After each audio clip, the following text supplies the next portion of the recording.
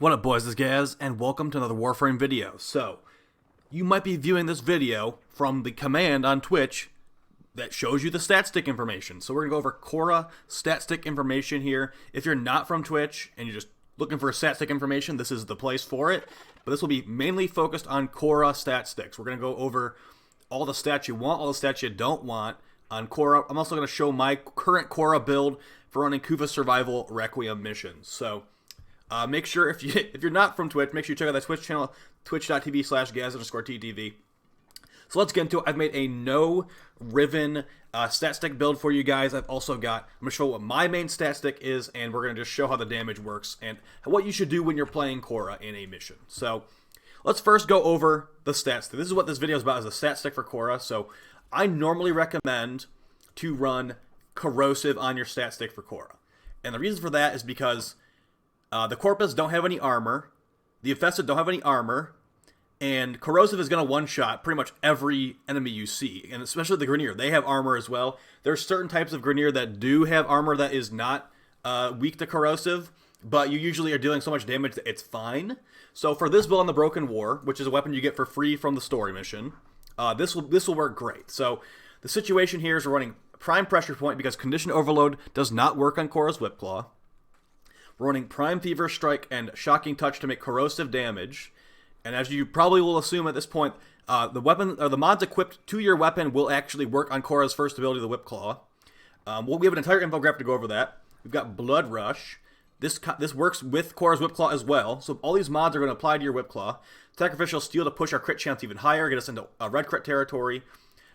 Organ Shatter, pretty nice to get your crit damage increase. And then Spoiled Strike for additional melee damage. Since we can't use Condition Overload on Khora's Whipclaw, or we can, it just doesn't do anything. Spoiled Strike is actually going to be worth the slot. So let's quickly show how that works. Here's also the Khora build. It is going to be a double augment setup, and you don't really need strength on Khora when you're dealing so much damage like this. So we've got Pilfering Strangledome, which will let us basically, if you have a Necros in your squad, you can probably take this mod off for maybe some more range to make your Strangledome larger, or you can maybe even jam, like whatever you feel like. There's lots of options. Some more range would be great. Also, some more enemy radar could be nice too.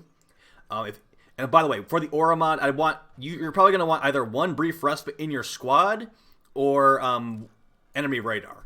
I usually run enemy radar because I tell someone else to run Brief Respite, but it's honestly not a huge deal. You can either run Brief Respite, Energy Siphon, Corrosive Protection, Enemy Radar, or even Steel Charge, or what's the other one called? The one that gives you combo duration. That one's pretty good. Swift Momentum. This combo duration does apply to Khora's Whipclaw as well. Really good stuff. We're running Rolling Guard just because it's pretty strong at really high levels to remove slash procs from yourself, become invincible. And honestly, the enemies are going to be CC'd the entire time in most situations anyway, so having health mods and armor mods isn't really super necessary, although I do sometimes still run it. We've got Arcane Energize to make it so when we pick up Energy Orb, we have a chance to get additional energy. Really, really nice. They added the cooldown to it, but whatever. That will help you sustain because we will be running Naramon Focus School. Also got Arcane Fury, increasing our damage for our melee weapons on a critical hit. That does work in Whipclaw as well, so you want to run. I'd say these are the two meta arcanes for Khora right here. R5 Energize, R5 Fury. Another very important mod is Accumulating Whipclaw, and you hit 3 enemies with your Whipclaw, your first ability. Increases your damage by 35%, and you can just keep stacking that up and up and up. It's really, really nice. Definitely highly recommend that. And if you don't have a Brief Respite in your squad, you're going to probably want to run an Augur mod. Although this is just good in general. So if you don't want to run that mod, you can actually run Constitution for I think 4% more duration and faster knockdown recovery. But Augur Message is fine. I'm going to run that. And that's pretty much it. You want some duration, just you want to constantly recast your Strangledome, and good range. Around 200 range is when the Whipclaw caps out, and the Strangledome, you can just jam as much range as you want for that one. The two you use sometimes as well when you need to build combo off enemies, but not really the focus of this build. Alright, so let's just show the no Riven build here. I'm running Drifting Contact. You could technically run more damage there if you want to put Gladiator Might in that slot, which will actually get you more crit damage. But a lot of the times in survival, you actually have your teammates killing everything, so it's kind of hard to keep your combo counter going sometimes. So, yeah, also Naramon to just make it so our combo duration doesn't go away. melee combo counter now decays by 5 every few seconds instead of depleting immediately.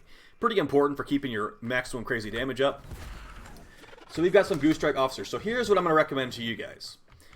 If you notice right here, if we whip these guys, it gave us like 1 combo hit per. What you can do to build your combo really quickly on Khora is rope some enemies up and just hit them with your melee weapon like normal. See how quickly we got 12x multiplier there?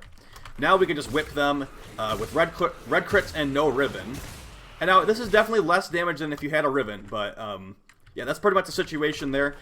Weeping Wounds I do not consider worth running on Khora because you deal so much damage that the status procs don't even matter.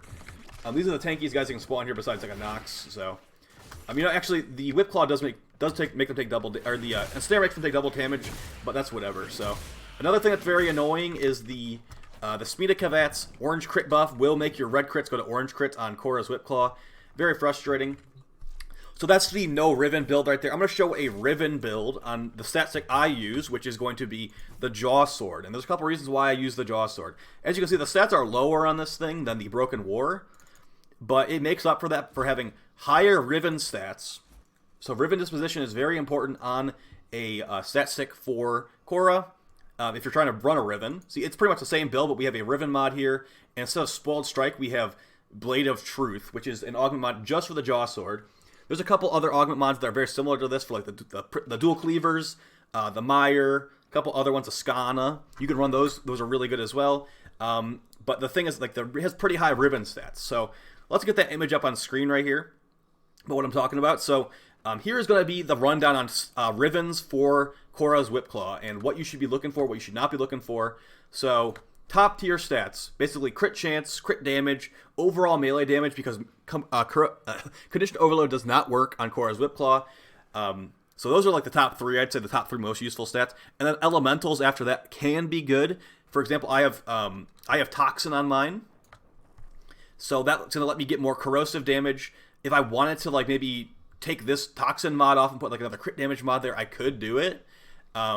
But at least right now, I'm going to stick with the really high corrosive I currently have. So that's what I recommend. And like I said, I usually run corrosive, but if you want to run viral, if you want to run like radiation or something like that, you can go for cold. Technically, you don't really need to run viral, but if you want to, like I said, cold damage will mix with that Prime Fever Strike, and you could get really high viral damage.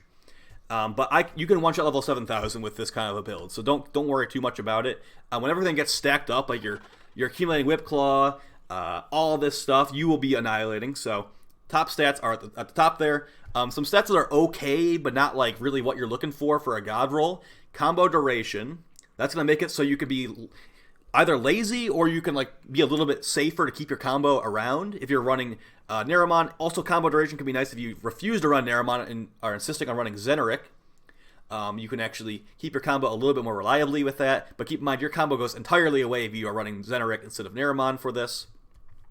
Status chance, like I said, status chance not really what you're looking for here. We're trying to just like one-shot enemies, and status won't even matter if we're one-shotting enemies like we want to. So another thing is if you're running Weeping Wounds on your Khora build, or rather your melee stat stick for Khora, the problem with that is that you actually don't really, at least I don't care about stats. You can technically run it, but the thing is, plus status chance does not affect Weeping Wounds scaling. It's just basically on top. So Weeping Wounds and Blood Rush go off of unmodded base status chance and base crit chance. So that's what like plus status chance not really amazing. Plus crit chance can be amazing because you don't actually red crit without plus crit chance Rivens on Khora. Reliably, at least you'll get orange crits, but you won't get like reliable red crits. So keep that one in mind. It's not really a huge deal. Also, this is all taken into account without running a Helios stat stick. So I know a lot of people do like to run Helios additional stat sticks with his Deconstructor Prime, but I never really do that because I'm always using a cat for double Kuva. So that's why I don't take those into account. But like I said, some fine stats. Chance to gain combo. Khora can, when you're killing everything really fast, building combo can be a little bit annoying. These Exo Goose Strike officers don't get one shot, so that's kind of nice for building combo. But in normal missions, it's not really like that. You're going to be one-shotting everything. Your teammates are going to be one-shotting everything. You won't be able to build your combo up that quickly. And that 5 per second decay, if you're not hitting anything, will definitely add up quickly. So chance to gain combo can be nice. Initial combo is nice if you just can't hit any. Like you have a Saren going crazy, you can't hit anything. Initial combo can be nice for keeping a base combo at least. Not really a great stat, but it's one that you can consider. And one I didn't include on here that's kind of okay is plus slash damage, because it will make it, if you're going down a status route, it will make your slash procs more consistently happening. So I wouldn't recommend it, but you could run slash there. The stats that actually don't do anything. So this is important right here. Faction damage, like plus Grenier, plus Corpus, plus Infested, those don't do anything to Khora's Whipclaw, okay? So if you have a Riven with that, and you're like, oh, I'm going to annihilate Grenier, that does not work. And by that token, if you have a negative on your Riven, so negative damage to Grenier, that's fine. That's actually a good negative for Khora's stat stick. So those are probably some of the best negatives right there. Negative faction damage for a Khora Whipclaw build.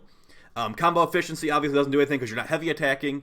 Attack speed doesn't actually matter because attack speed does not affect Khora's Whipclaw. Range, so I have a negative range Riven. That does not affect Khora's Whipclaw, guys. That affects the actual weapon, the melee weapon the Jaw Sword it's equipped on. It does not affect Khora's Whipclaw, so you can go with negative range, and don't worry about it at all. It will not affect your actual whip. Finisher damage obviously does nothing. Slide crit, like rest in peace. And then some things that I wanted to mention at the bottom here, because there's one that actually I think a lot of people still think, including me, I thought this still happened. There's some weapon passes that benefit the Whipclaw. So Sindo Manticore skin, which is a skin for the Sindo, gives 15% additional damage, and that works on Khora's Whipclaw. I didn't know that. So Sindo might actually be a pretty good stat stick for her. Zorus. So here, the thing about the Zorus is it's literally the worst stat stick in the game. I'm going to link semlar.com in the description, where you can look at the highest stats Rivens in the game. The Zorus currently has the lowest stats of any Riven melee Riven in the entire game. It's also got a passive where if you cast Whipclaw, you lose your entire combo. So it's actively the worst stat stick. Do not do a Zorus stat stick if you know it's good for you. And then one that was actually removed, which is, I guess, stealth removed, is the Mire. The Mire used to have plus 10% additional toxin damage that would apply to this. That actually got stealth removed, apparently. I saw some people discussing that. And I haven't really tested it, but I'm assuming it does not work anymore. Although the Mire is still a very good stat stick for Khora, so keep that in mind. As I said at the bottom here, weapons. The weapon you're using does not matter. The only thing that matters is the mods on that weapon. So, like I said, the Broken War is great. You get it for free from the story quest. But if I was to run, like, say I was like, let me check. Oh, what's the highest stats weapon I can use? It's probably the Graham Prime, right? These really high stats on the Graham Prime do not matter for Khora's Whipclaw. So I wouldn't really recommend the Graham Prime as a stat stick for Khora, especially with how they keep nerfing the Rivens. So, like, some terrible weapon with really high Riven stats is the way to go. So, if, like, for example, the Kama, I think that one's, like, useless. Yeah, this one has really high Riven stats, really bad base stats. Great one right here. The Mark 1 Skana. But actually, there's no one Mark 1 Skana. The normal Skana. No one actually uses this, but it has that augment mod called Bright Purity to give you increased base damage. This will be a great one right here. It also has decent Riven stats, not super high. So that's basically going to be it for the video, guys. Hopefully this was helpful to you. And I made this video pretty much because people ask me about Khora stat sticks, so like it's probably like 10 times per stream. I just want to have like a go-to place to explain this stuff. So there you go. Like I said, you can run viral on your stat stick if you want to. I definitely do recommend Corrosive. Like, my Corrosive build still one-shots level 100 plus Corpus, even on the Steel Path. So that's a bit for the video. Hopefully you found it helpful. Make sure you like, share, and subscribe, and I'll see you in the next video, guys. Peace.